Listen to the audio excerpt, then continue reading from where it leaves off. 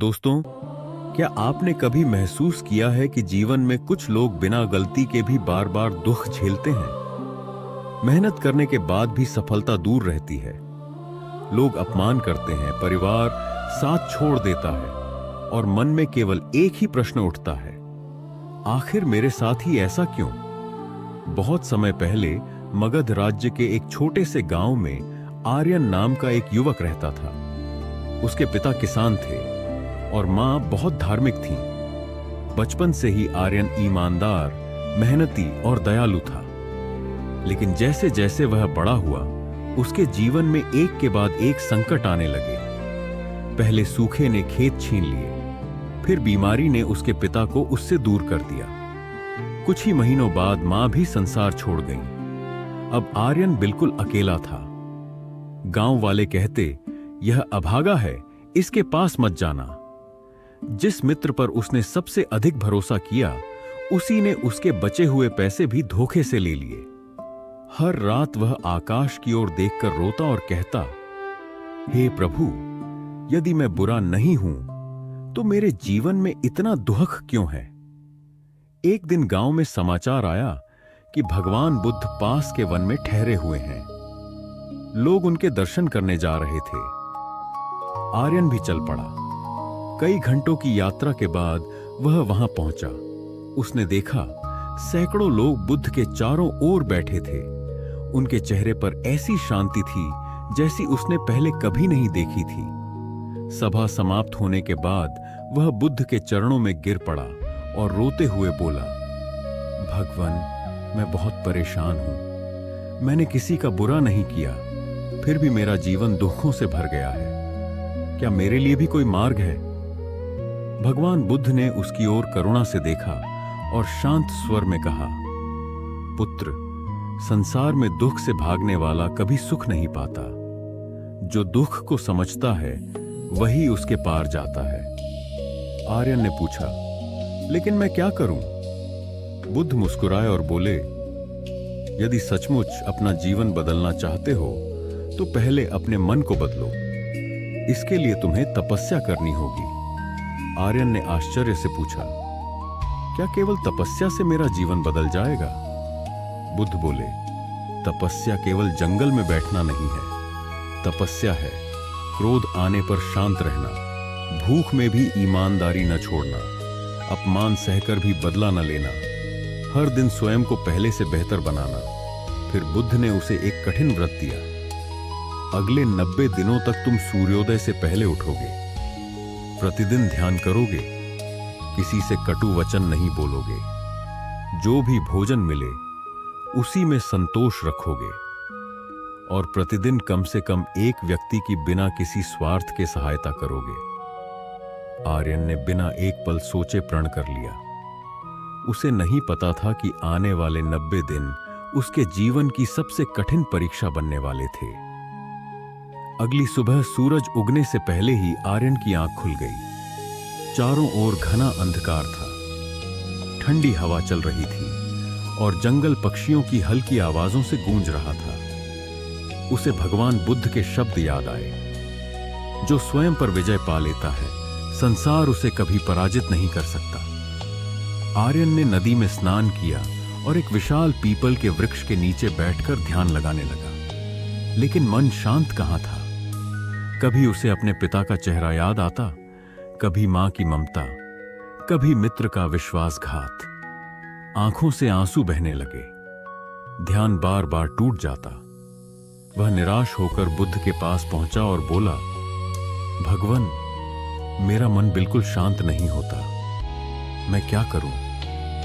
भगवान बुद्ध मुस्कुराए और बोले, पुत्र, चंचल मन को बलपूर्वक मत रोकना, उसे प्रेम से वापस लाओ। जैसे मां अपने छोटे बच्चे को बार बार गोद में उठा लेती है, वैसे ही अपने मन को बार बार ध्यान में ले आओ। आर्यन ने फिर प्रयास शुरू किया। दिन बीतते गए। वह प्रतिदिन सुबह ध्यान करता, फिर गांव जाकर मजदूरी ढूंढता। कई बार उसे काम नहीं मिलता। कई दिन केवल पानी पीकर ही सोना पड़ता। फिर भी उसने शिकायत नहीं की। एक दिन गांव के कुछ लोगों ने उसका मजाक उड़ाया। देखो, बुद्ध का शिष्य बन गया है, इससे तो अपना पेट भी नहीं भरता। सब जोर जोर से हंसने लगे। पहले होता तो आर्यन क्रोध से भर जाता, लेकिन इस बार उसने सिर झुकाया और शांतिपूर्वक आगे बढ़ गया। रात को जब वह बुद्ध के पास पहुंचा, तब बुद्ध ने पूछा, आज तुम्हारा सबसे बड़ा शत्रु कौन था? आर्यन बोला, वे लोग जिन्होंने मेरा अपमान किया। बुद्ध ने कहा, नहीं पुत्र, तुम्हारा सबसे बड़ा शत्रु तुम्हारा अपना क्रोध था। आज तुमने उस पर विजय पा ली। यही सच्ची तपस्या है। यह सुनकर आर्यन के मन में नया आत्मविश्वास जाग उठा। लेकिन परीक्षा अभी समाप्त नहीं हुई थी। कुछ दिनों बाद गांव में भयंकर अकाल पड़ गया। लोगों के पास खाने के लिए अन्न नहीं बचा। एक वृद्धा कई दिनों से भूखी थी। आर्यन के पास केवल एक सूखी रोटी थी, जो उसे पूरे दिन की मेहनत के बाद मिली थी।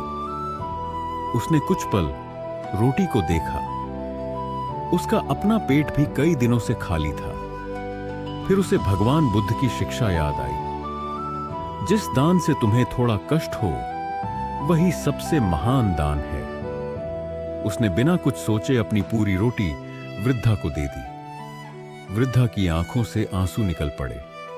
वह बोली, बेटा, तुम्हारे पास स्वयं कुछ नहीं है, फिर भी तुमने मुझे सब कुछ दे दिया। ईश्वर तुम्हें कभी खाली हाथ नहीं रखेगा। उस रात आर्यन भूखा ही सो गया। लेकिन आश्चर्य की बात यह थी कि वर्षों बाद पहली बार उसे गहरी और शांत नींद आई।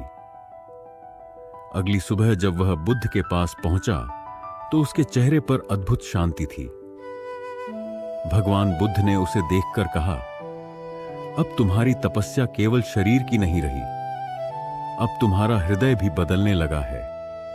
इसी समय एक धनी व्यापारी वहां पहुंचा। उसने आर्यन को देखा और कहा, मैंने सुना है तुम बहुत ईमानदार हो, क्या तुम मेरे साथ काम करोगे? आर्यन समझ गया कि यह केवल संयोग नहीं, बल्कि उसकी तपस्या का पहला फल था। लेकिन उसे यह नहीं पता था कि असली परीक्षा अब भी बाकी थी। व्यापारी के साथ यात्रा करते समय उसे ऐसा प्रलोभन मिलने वाला था, जो उसकी पूरी तपस्या को एक ही क्षण में नष्ट कर सकता था। व्यापारी के साथ आर्यन कई दिनों तक जंगलों और पहाड़ों से होकर यात्रा करता रहा। वह पूरी निष्ठा से अपना काम करता, न कि किसी से झूठ बोलता, न किसी की वस्तु को बिना अनुमति छूता। व्यापारी उसके व्यवहार से बहुत प्रसन्न था। एक शाम वे एक घने जंगल में पहुंचे।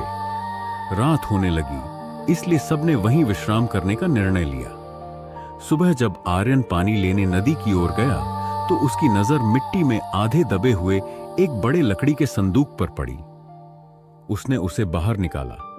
संदूक खोलते ही उसकी आंखें आश्चर्य से फैल गईं। उसमें सोने के सिक्के, बहुमूल्य आभूषण और हीरे भरे हुए थे। एक क्षण के लिए उसका मन डगमगा गया।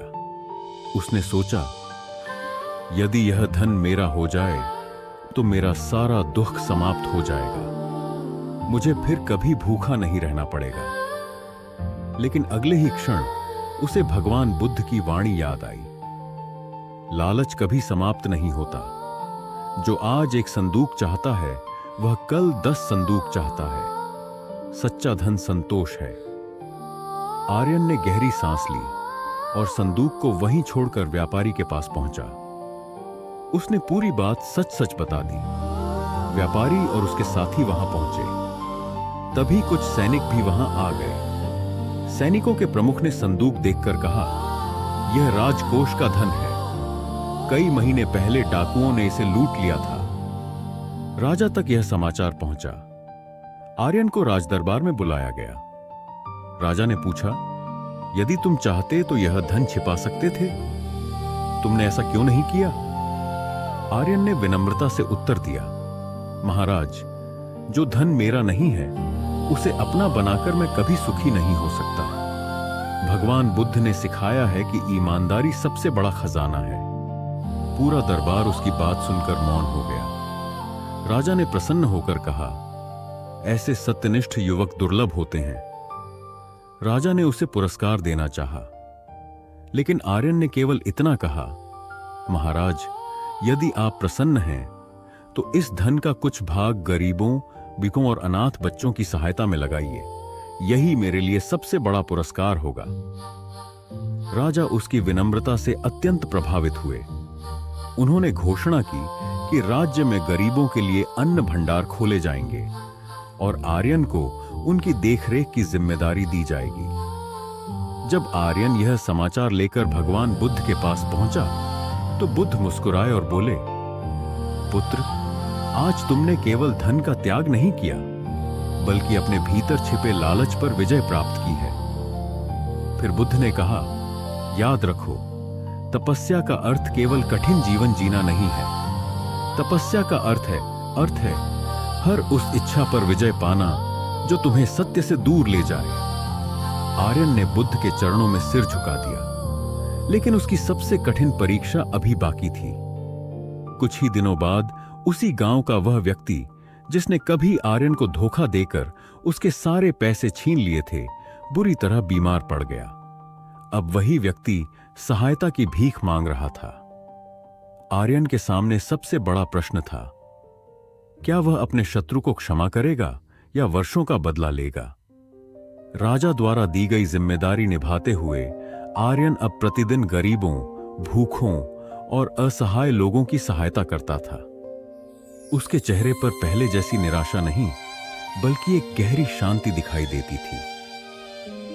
एक दिन एक वृद्ध महिला दौड़ती हुई उसके पास आई और बोली, बेटा, जल्दी चलो, गांव के बाहर एक आदमी कई दिनों से बीमार पड़ा है, कोई उसकी सहायता नहीं कर रहा। आर्यन तुरंत उसके साथ चल पड़ा। जब वह वहां पहुंचा तो उसके कदम अचानक रुक गए। जमीन पर पड़ा वही व्यक्ति था जिसने वर्षों पहले उसे धोखा देकर उसकी सारी जमा पूंजी छीन ली थी। उस आदमी ने मुश्किल से आंखें खोली। उसने आर्यन को देखा और शर्म से सिर झुका लिया। कमजोर आवाज में बोला, मैं तुम्हारे सामने अपराधी हूं। मैंने तुम्हें बहुत दुख दिया था। यदि चाहो तो मुझे यहीं मरने दो। एक पल के लिए आर्यन के मन में पुरानी यादें लौट आईं। भूख, अपमान, अकेलापन और विश्वासघात। उसका मन बोला, आज समय ने बदला ले लिया है, इसे इसके हाल पर छोड़ दो। लेकिन उसी क्षण उसे भगवान बुद्ध की वाणी याद आई, घृणा से घृणा कभी समाप्त नहीं होती। घृणा केवल प्रेम और क्षमा से समाप्त होती है। यही सनातन सत्य है। आर्यन ने गहरी सांस ली। उसने उस व्यक्ति को अपने कंधे का सहारा दिया, पानी पिलाया और वैद्य को बुलाकर उसका उपचार करवाया। कई दिनों तक वह स्वयं उसकी सेवा करता रहा। जब वह व्यक्ति स्वस्थ हुआ तो उसकी आंखों से आंसू बहने लगे। वह आर्यन के चरणों में गिर पड़ा और बोला, मैंने तुम्हारा धन चुराया, तुम्हारा विश्वास तोड़ा, फिर भी तुमने मेरी जान बचाई। तुम मनुष्य नहीं, देवता हो। आर्यन ने उसे उठाया और कहा, मैं देवता नहीं हूं। मैं भी कभी तुम्हारी तरह क्रोध और दुहक से भरा हुआ था। भगवान बुद्ध ने मुझे सिखाया कि जो क्षमा नहीं कर सकता वह कभी सच्ची शांति नहीं पा सकता। यह बात पूरे गांव में फैल गई। जो लोग कभी आर्यन का मजाक उड़ाते थे, अब उसी से सीख लेने आने लगे। कुछ दिनों बाद आर्यन भगवान बुद्ध के पास पहुंचा और बोला, भगवान, आज मुझे समझ में आया कि सबसे कठिन तपस्या जंगल में रहना नहीं, बल्कि अपने हृदय से क्रोध और बदले की भावना को निकालना है। भगवान बुद्ध मुस्कुराए और बोले, पुत्र, आज तुम्हारी तपस्या पूर्ण होने की ओर बढ़ रही है। जिसने लालच, क्रोध और बदले पर विजय पा ली, वह अपने भीतर प्रकाश जगा देता है। फिर बुद्ध ने आर्यन को अंतिम शिक्षा दी, याद रखो, संसार को बदलने से पहले मन को बदलो। मन बदल जाए तो दुख भी शिक्षक बन जाता है और कठिनाइयां भी सफलता का मार्ग खोल देती हैं। आर्यन ने प्रण किया कि वह अपना पूरा जीवन दूसरों की सेवा, सत्य और करुणा के मार्ग पर चलकर बिताएगा। लेकिन उसकी अंतिम और सबसे बड़ी परीक्षा अभी शेष थी। कुछ ही दिनों बाद मगध राज्य में भयंकर संकट आने वाला था। लोग भय, भूख और निराशा से घिर जाएंगे और उस समय आर्यन को यह निर्णय लेना होगा कि वह केवल स्वयं को बचाए या पूरे राज्य के लिए अपना जीवन दांव पर लगा दे। कुछ ही सप्ताह बाद मगध राज्य पर भयंकर सूखा पड़ गया। नदियां सूखने लगीं, खेत बंजर हो गए और अन्न के भंडार खाली होने लगे। गांव-गांव में भूख और निराशा फैल गई। लोग एक दूसरे से रोटी छीनने लगे। कई परिवार अपना गांव छोड़कर जाने लगे। राजा ने तुरंत भगवान बुद्ध और आर्यन को राजसभा में बुलाया। राजा ने गंभीर स्वर में कहा, यदि शीघ्र कोई उपाय नहीं किया गया तो हजारों लोग भूख से मर जाएंगे। सभा में बैठे अधिकांश धनवान व्यापारी अपने अन्न को छिपा रहे थे। वे ऊंचे दामों पर बेचकर अधिक धन कमाना चाहते थे। यह देखकर आर्यन का हृदय दुख से भर गया। वह भगवान बुद्ध के पास पहुंचा और बोला, भगवान, मैं इन लोगों का दुहक देखकर शांत नहीं रह सकता। मुझे क्या करना चाहिए? भगवान बुद्ध ने शांत स्वर में कहा, पुत्र, सच्ची तपस्या केवल अपने दुख को सहना नहीं, बल्कि दूसरों के दुख को कम करना है। अगले ही दिन आर्यन गांव-गांव घूमने लगा।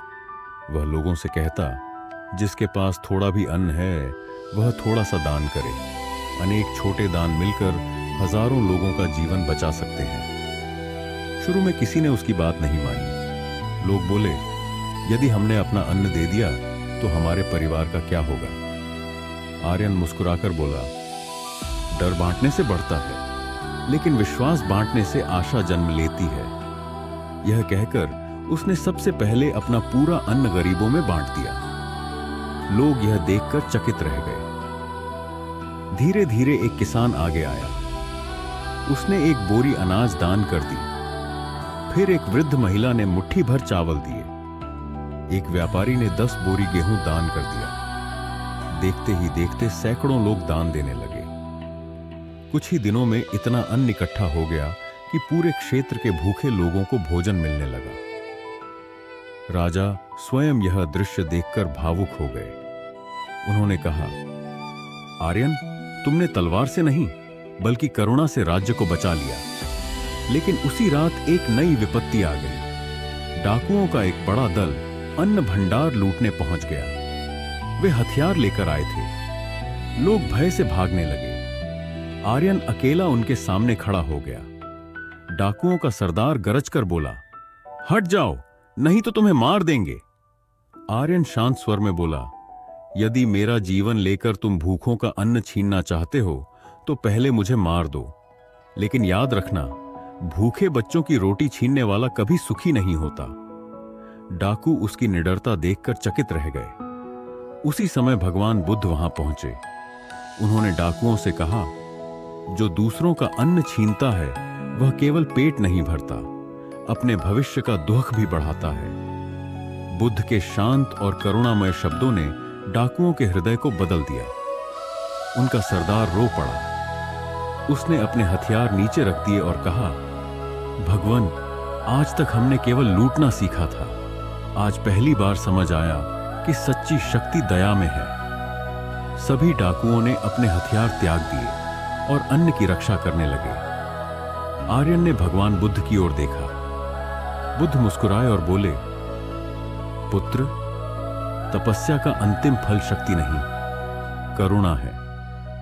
जो करुणा को अपना लेता है वही सच्चा विजेता बनता है। उस रात पूरे मगध में शांति लौट आई।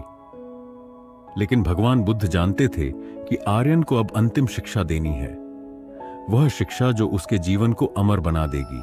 मगध राज्य में फिर से शांति लौट आई। खेतों में हरियाली आने लगी, नदियां बहने लगीं और लोगों के चेहरों पर मुस्कान लौट आई।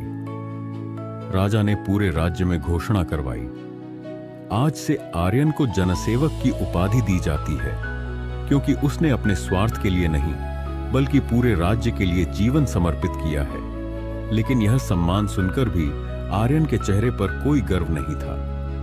वह सीधे भगवान बुद्ध के पास पहुंचा और उनके चरणों में बैठ गया। उसने विनम्र होकर कहा, भगवान, पहले मैं सोचता था कि धन मिलने से सुख मिलेगा, फिर लगा कि सम्मान मिलने से जीवन सफल होगा।